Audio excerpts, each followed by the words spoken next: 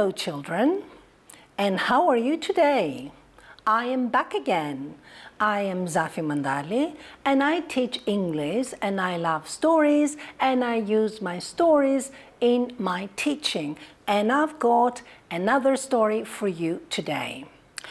The story today is about alligators and crocodiles, but before I tell you my story, I want to see that you know some facts, okay? So, as you know, my story is going to take you to places, and you're going to meet animals. The first place you're going to go, of course, is in the jungle. You're going to go into the jungle. And can you please tell me, what can you find in the jungle? Yes, of course, trees, and more trees, and more trees, and high trees, and what else? Oh yes, of course, plants, of course, many plants. Plants. And what else do you find in the forest, in the jungle? You find wild birds, and you find wild animals, and you find rivers and lakes and swamps. Oh yes, this is another fact I want you to know about a swamp. A swamp is something like a pond. I mean, it's a little lake, but the water in the swamp does not run, does not move. So it's not a clean place. And you never swim in a swamp. You swim in the sea. Okay. Another thing, another fact I need you to know for my story today is about crocodiles and alligators. Okay, crocodiles, first of all, look at that crocodile. I mean, my God, these teeth. Do you see those teeth? Sharp, sharp like knives. And how many? I didn't know, so I read. And I read that crocodiles have got 64 teeth. 64 teeth. How many teeth do you have? I mean, children here. Children have got like 1, 2, come with me, 2, 3, yes, 5, 6, 8, 9, 10, right, 10. 10 teeth in the upper jaw and 10 teeth in the lower jaw. So you have 20 teeth. Your mom and dad, I mean all grown-ups, and they have 32 teeth. Yes, 16 in the upper jaw and 16 down. So crocodiles have got double the number, twice as many, and very sharp. Another fact I want you to know is about the scales that crocodiles and alligators have. I mean, their skin has got scales. What is scales? I mean, your body and my body has got skin, and human skin is soft. But the skin of a crocodile is hard. Now, can you tell me what other animals have scales? Yes? What? You can see, huh? An alligator, of course, an alligator. And of course, snakes, yes, they have scales. And fish have scales. And what else? A lizard. This is called armadillo lizard, a very strange animal. I have never seen one in real life. And iguanas, yes, they have scales. And, okay, I think now we learned about scales. The other thing I need us to talk about is the differences. Are alligators the same as crocodiles? Well, not exactly. They're like cousins. There are some similarities. What is the same? The same is that they both have very short feet. And the other similarity is that they have, yes, of course, scales. Okay. And of course, what other similarities there? Oh yes, they live in water. They live in water. But the crocodiles want salty water. The alligators don't really need that. Now, let's go to the differences. An alligator is smaller usually than a crocodile. An alligator can move more quickly than a crocodile. And there is another big difference. Look at their snout. Snout is, let's say, the mouth of the crocodile. Now, with the crocodile, the snout is like a V. It's like a V. It's like this, like a V. But with the alligator, it's like a U. So what does that mean? When the alligators close their mouths, they hide their teeth. But the crocodiles, they cannot hide their teeth. You can always see the teeth. And, oh, I forgot another difference. There is another difference. The alligator is friendlier, but the crocodile is usually in a bad mood. It attacks more easily. So, I think I've told you all the facts you need to know. Are you ready for the story? You have to say yes, yes, yes. Yes, yes, yes. Okay. Yes, okay, I can hear you. Okay, we're starting. So, once upon a time, there was Allan. Allan the alligator. And Allan the alligator lived in a swamp. He lived all on his own. And he enjoyed his life. He lived in that jungle and everybody knew him in the jungle. All the birds knew him and all the birds were scared of him, and Allan liked it. He liked scaring the animals and he liked the fact that everybody knew him in the jungle. And how did he scare? Well, he opened his big mouth and then he made some twists and turns and he made noises and all the animals were frightened. Allan had a routine. Every day he would get up in the morning and the first thing he would do, he would clean his scales, because we said that he has scales. Okay. The next thing he would do, he would sharpen his nails, his claws. Like we all have nails. Some people have longer nails, others have shorter nails. Well, Allan, the alligator, would sharpen his nails. The third thing he would do, he would brush his teeth for 10 whole minutes. He was very careful with his teeth. And then he would get in front of his mirror, because he found that mirror and he liked it. And now he looked in the mirror and he practiced making scary faces. And because he practiced, that's why he was so good.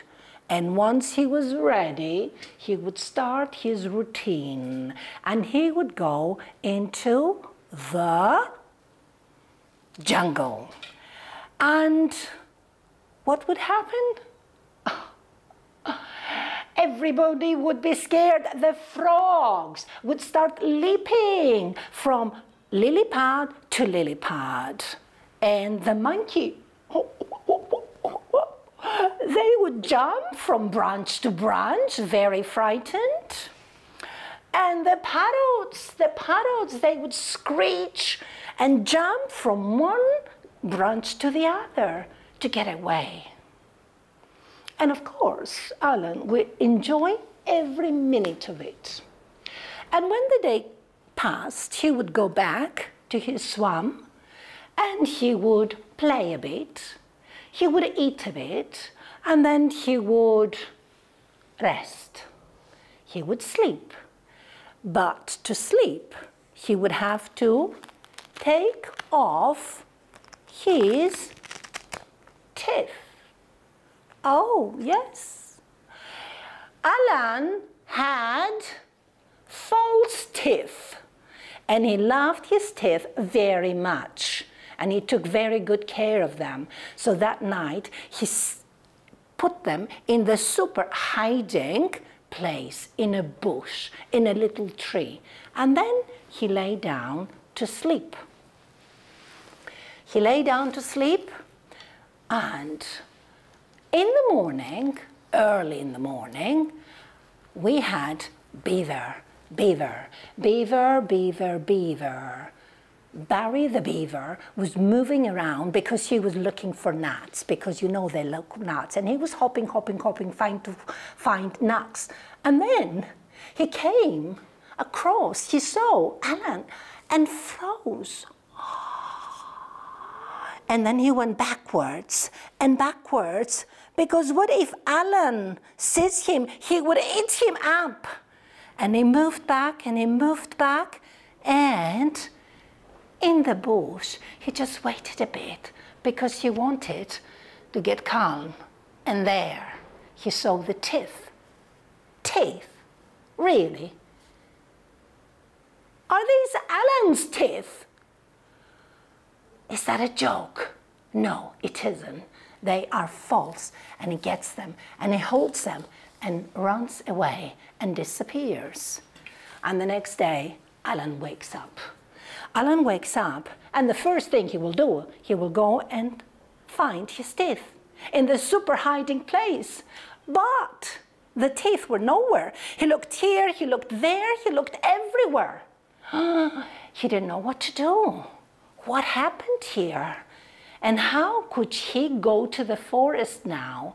And how could he scare? He was scared himself. He didn't know that morning, he didn't do his routine.